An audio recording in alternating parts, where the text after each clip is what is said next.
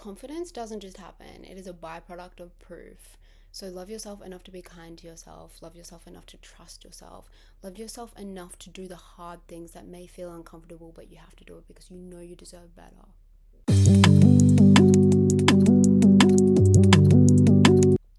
It's Ruby. Thank you for coming back to another photo booth session. I'm 22 and I feel like I am really 22, if that makes sense, because why are 20 is so weird? Why are my friends pregnant?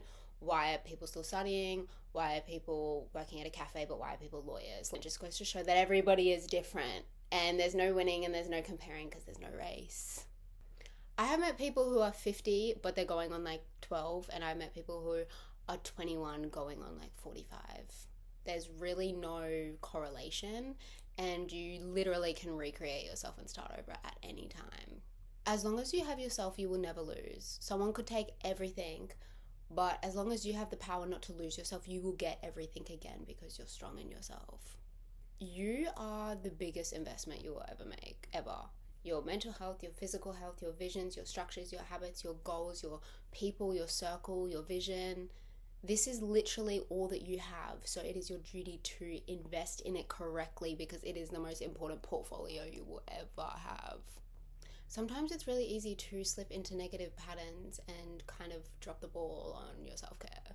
If you can't handle anything, just handle yourself. And that looks different for everybody. Like some person's 10-kilometer run is the same effort and the same discipline and self-talk it took someone to get out of bed. And that's okay because once again, it's not a race. If you can't handle anything, just handle the way you treat yourself because that is the most important thing. We're protecting our assets here. Self-talk, I believe, is one of the most important things ever because it is like an atomic way that you show yourself how you're feeling every second, every day. And it's kind of weird because sometimes you don't really realize what's going on because you're so stuck in your ways. But if you become the observer, or someone else could read your inner dialogue and how you're speaking to yourself on a day-to-day basis, what would they say? I remember there was a time in my life where I would catch myself speaking to myself in a certain way, and I just thought, if someone else was speaking to me like this, first of all, I would hate them. And second of all, I should arrest them for abuse. Like, the way that you speak to yourself is so important.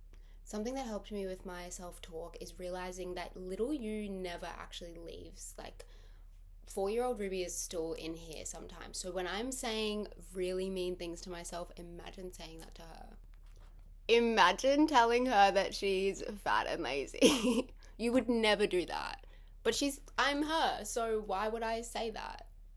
I'm not saying excuse all behavior because you're just a little girl. No, I'm saying shift your criticism to encouragement.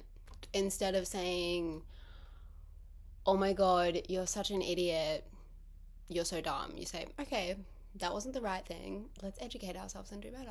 Because criticism makes the heart an enemy of the mind, but encouragement makes it an ally. There's definitely a time to feel things, like when you're going through something, okay, cool, I really have to go through all of this so I can move on. But then there is a time to get up and be like, okay, this is done, let's shift, let's move, let's go. But no matter what stage you are, as long as you're speaking to yourself with respect and kindness, that's literally all that matters.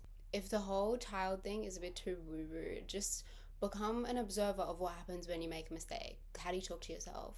And when you do talk to yourself like that, imagine your best friend, like your sister, your mom, your dad, whoever is the closest to you, and imagine saying that to them at their face. If you can say it to them, if you can't, work. Because the thing is that the brain literally doesn't know what's real or fake. And when I was in that space of talking to myself so negatively, I would do something wrong and I'd be like, oh, of course I did that because I'm dumb.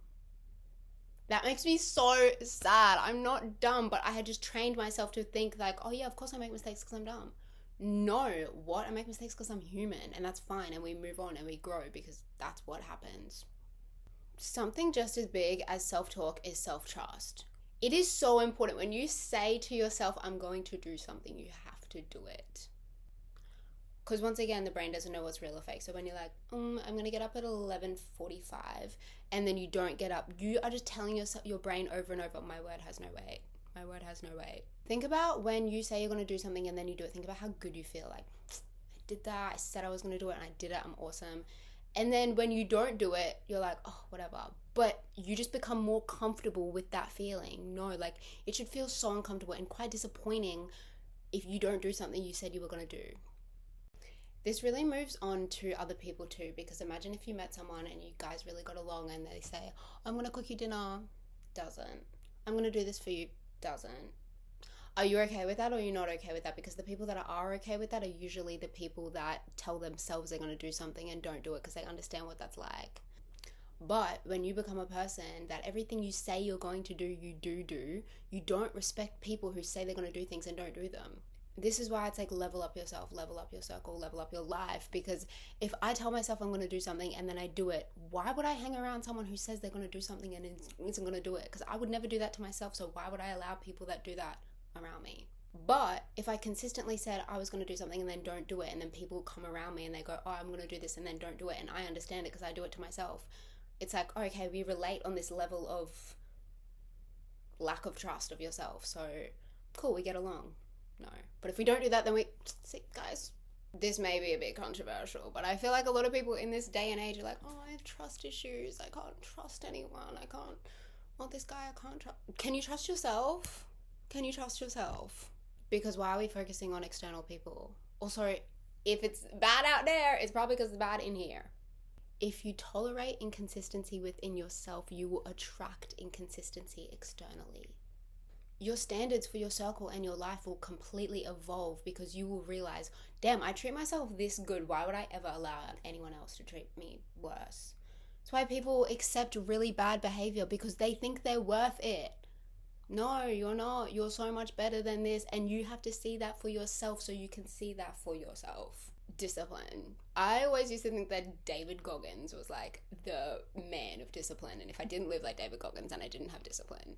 That's not true at all. Locking in is like such a big thing now. It's like, lock in, go ghost, wake up at 5 a.m, stay rigid, stay hard, don't eat sugar, lock in. It's just, let's chill. To me, discipline is realizing that everything I want is on the other side of the things I'm procrastinating, and it's up to me to lock in and do that. That does not mean run 5 km before the sunrise, stay rigid, go off your phone. I don't know why I got American, but I feel like it's become so quite aggressive, like this whole lock-in culture. But I think genuinely you can be so disciplined and still be really soft. Discipline is truly just self-love. It's doing the things you don't necessarily want to do, but you're doing it for the greater good of yourself. This is how I see it. It's kind of hard to explain, but stay with me now.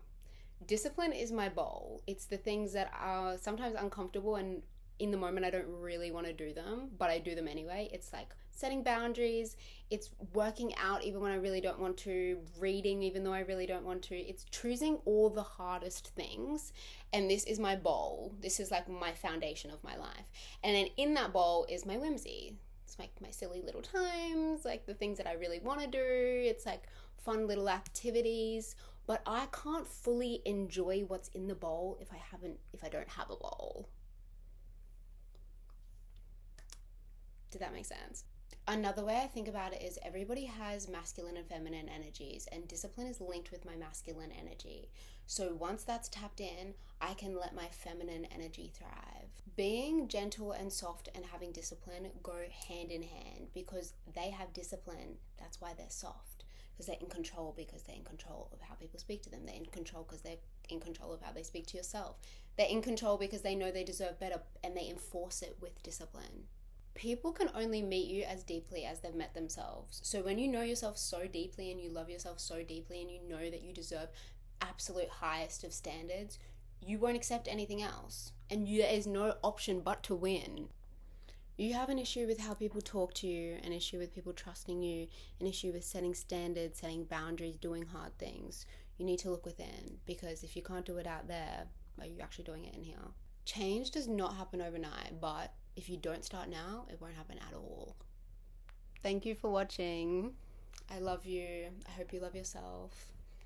Be kind, and I'll see you in the next video.